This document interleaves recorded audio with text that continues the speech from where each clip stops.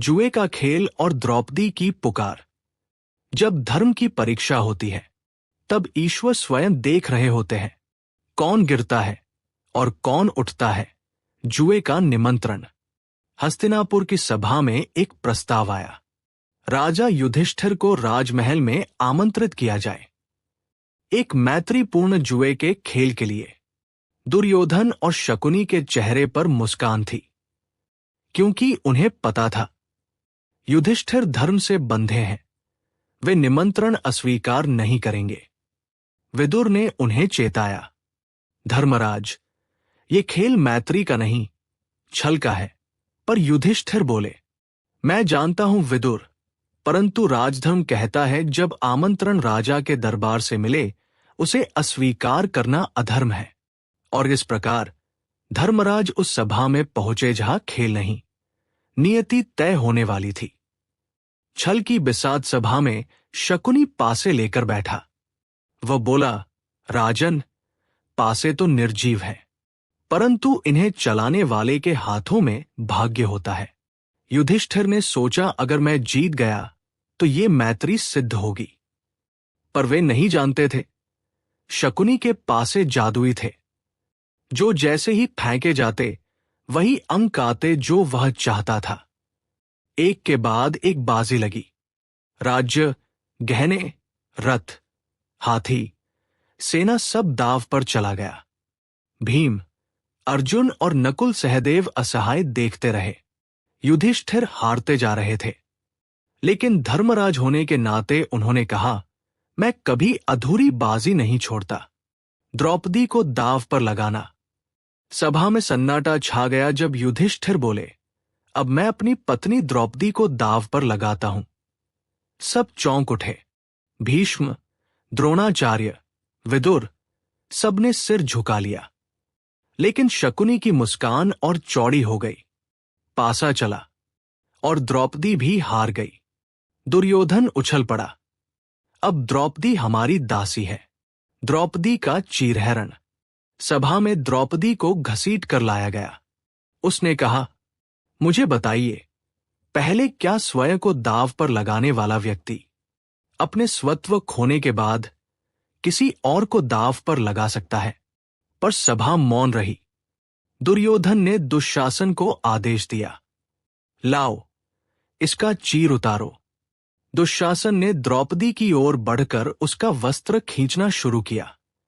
वो रो पड़ी, कांपते हुए बोली, हे केशव, अब मेरी रक्षा तुम ही करो। और तभी वस्त्र बढ़ने लगे। बढ़ते ही गए। दुशासन थक गया, लेकिन वस्त्र का अंत न हुआ। कृष्ण अदृश्य रूप में प्रकट हो चुके थे। उन्होंने द्रौपदी की लाज बचाई। सभा स्तब्ध थी। भीष्म की आंखों में आंसू थे और धृतराष्ट्र भयभीत। धर्म का पलटवार। कृष्ण की कृपा से सब थम गया। पर युधिष्ठिर, भीम, अर्जुन सब टूट चुके थे। भीम ने प्रतिज्ञा ली, मैं इस अपमान का बदला लूंगा और दुशासन का रक्त पीऊंगा।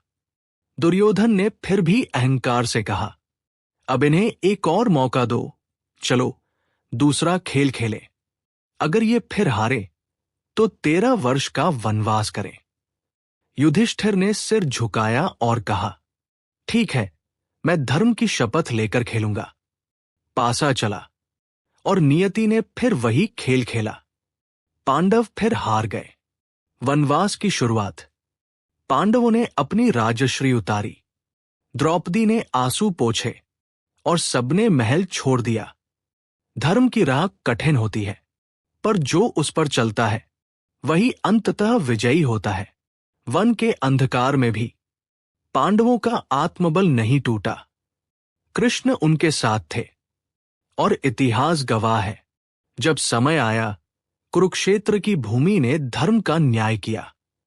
कुरुक्षेत्र, धर्म का निर्णायक युद्ध।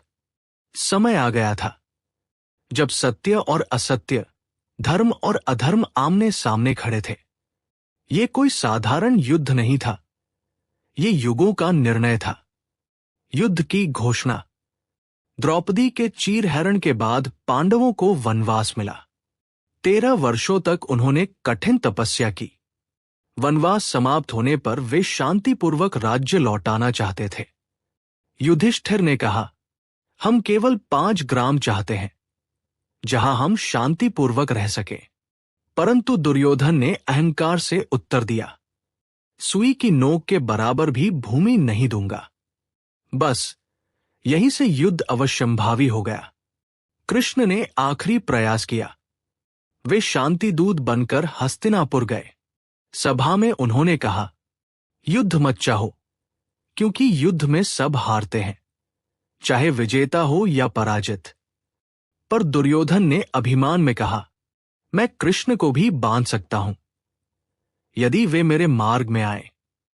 और जब उसने कृष्ण को पकड़ने की कोशिश की तो कृष्ण ने विराट रूप धारण किया। सभागृह प्रकाश से भर गया। देवता, युग, काल सब उस रूप में समा गए। उस दिन सभा में उपस्थित सभी को समझ आ गया कि अब ईश्वर स्वयं इस युद्ध का संचालन करेंगे। युद्ध भूमि का निर्माण, कुरुक्षेत्र का मैदान तैयार किया गया। विस्तृत, विशाल और अनगिनत सैनिकों से भरा। दोनों सेनाएं, एक ओर पांडव, दूसरी ओर कौरव।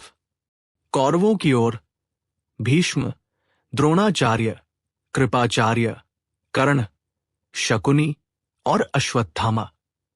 पांडवों की ओर युधिष्ठिर, भीम, अर्जुन, नकुल सहदेव और श्री कृष्ण उनके सारथी के रूप में। ये युद्ध केवल धरती का नहीं था, यह आत्माओं का युद्ध था। अर्जुन का द्वंद्व, गीता का आरंभ। युद्ध आरंभ होने से पहले अर्जुन अपने रथ पर खड़े होकर दोनों सेनाओं को देखते हैं। वे अपने संबंधी, गुरु, मित्र सबको युद्ध भूमि में खड़ा पाते हैं। उनके हाथ कांप उठते हैं। वे कहते हैं, हे माधव, मैं ये युद्ध नहीं कर सकता। अपने ही लोगों को मारकर मैं किस धर्म की स्थापना करूं? तब कृष्ण मुस्कुराए। उन्होंने कहा, अर्जुन, तू केवल अपने कर्म पर अधिकार रखता है, परिणाम पर नहीं। उठ, अपने धर्म का पालन कर, क्योंकि जब अधर्म बढ़ता है तब मैं जन्म लेता हूं धर्म की स्थापना के लिए। यही वो क्षण था जब भगवद गीता का उपदेश हुआ। ज्ञान, भक्ति और कर्म का समन्वय। अर्जुन का मोह दूर हुआ। उन्होंने धनुष उठाया और कहा, अब मैं युद्ध करूंगा, धर्म के लिए, न कि द्वेष के लिए। युद्ध की भीषणता। युद्ध आरंभ हुआ। भीष्म पितामह के नेतृत्व में कौरवों की सेना आगे बढ़ी। उनके बाणों से आकाश ढक गया। भीम ने अपनी गदा से धरती कांपा दी। अर्जुन का गांडीव धनुष चमकने लगा। हर दिन कोई न कोई महान योद्धा गिर रहा था। भीष्म बाणों की शैया पर लेटे। उन्होंने कहा, मैं तब तक नहीं मरूंगा जब तक सूर्य उत्तरायण न हो जाए। द्रोणाचार्य भी युद्ध भूमि में गिरे, अपने पुत्र अश्वत्थामा के झूठे समाचार पर। कर्ण ने भी वीरता से युद्ध किया, परंतु जब उनका रथ धंस गया, अर्जुन ने कृष्ण के संकेत पर उसे मार गिराया। कर्म का फल उसी क्षण मिलता है जब समय उसका होता है। दुर्योधन का अंत।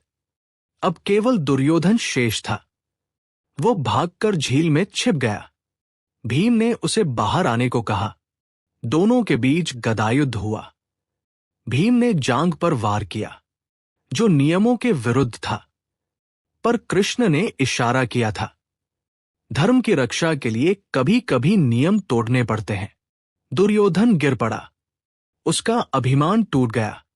उसने कहा, मैंने जो किया वही मेरी नियति थी। युद्ध के बाद का मौन। कुरुक्षेत्र मौन हो गया। धरती पर केवल राख और अश्रु बचे थे। पांडव जीत गए, पर अर्जुन की आंखों में आंसू थे। धर्म की जीत हुई, पर मनुष्य हार गया। कृष्ण ने कहा, यही संसार का सत्य है अर्जुन। जब तक कर्म है तब तक युद्ध है, और जब तक युद्ध है तब तक धर्म की रक्षा आवश्यक है।